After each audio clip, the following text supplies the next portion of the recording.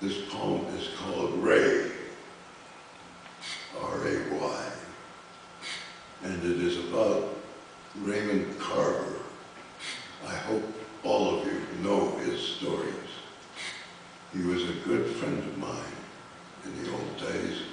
We taught together at Syracuse and spent many evenings together talking and drinking and having a good time. Ray was a wonderful storyteller and a very honest, honorable, good man. And I wrote this after the news came to me that he had died.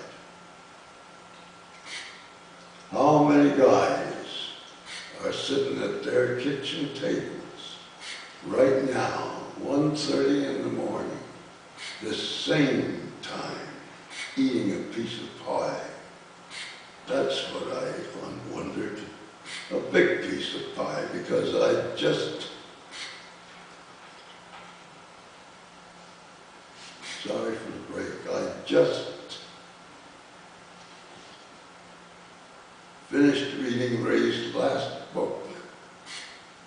Not good pie, not like my mother or my wife could have made, but an ordinary pie I just bought, being alone at the Tops Market 2 hours ago.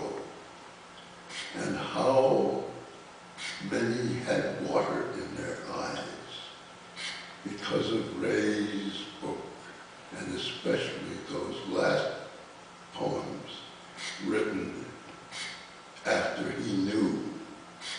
The one about the doctor telling him, the one where he and Tess go down to Reno to get married before it happens and shoot some craps on the dark baize tables.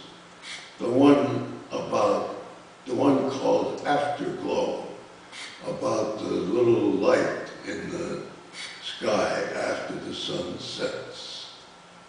I can just hear him, if he were still here and this were somebody else's book, saying, Jesus, saying, this is the saddest son of a bitch of a book I've read in a long time, saying a real long time.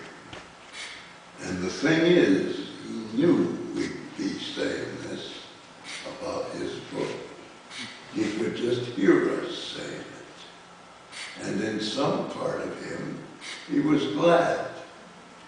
He really was.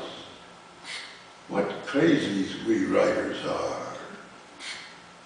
Our heads full of language like buckets of minnows standing in the moonlight on a dock. Ray was a good writer, a wonderful writer, and his poems are good, most of them, and they made me cry there at my kitchen table with my head down. Me, a 67-year-old galoot, an old fool, because all old men are fools. They have to be.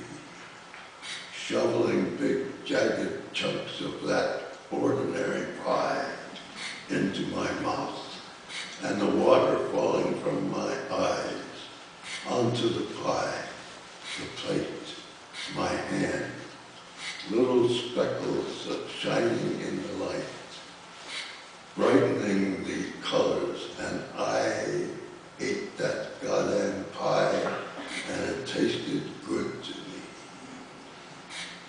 And that, I believe, is the end of that poem.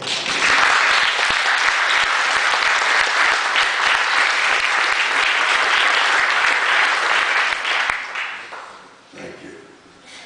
Ray was a very good friend and a very lovely guy. You would all have just been bowled over by him if you had been allowed to spend some time with him. But he was very clumsy. It's funny. He couldn't tie his own shoes.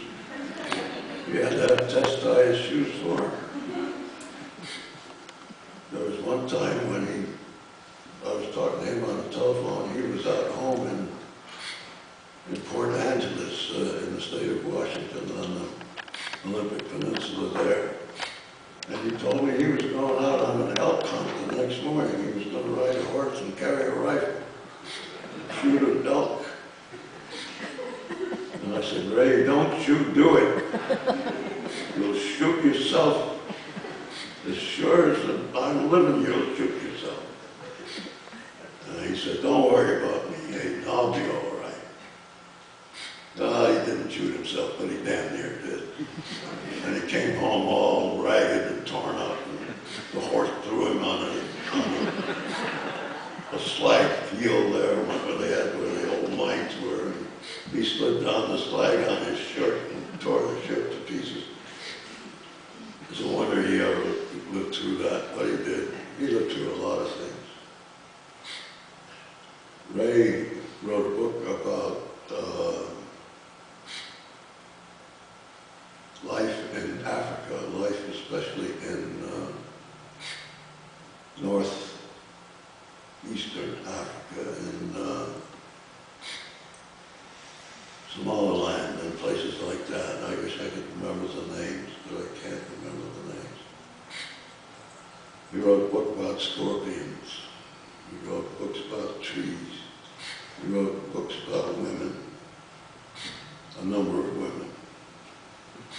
And he wrote books with titles like What We Talk About When We Talk About Love. Marvelous title. I wish I'd been able to think of that.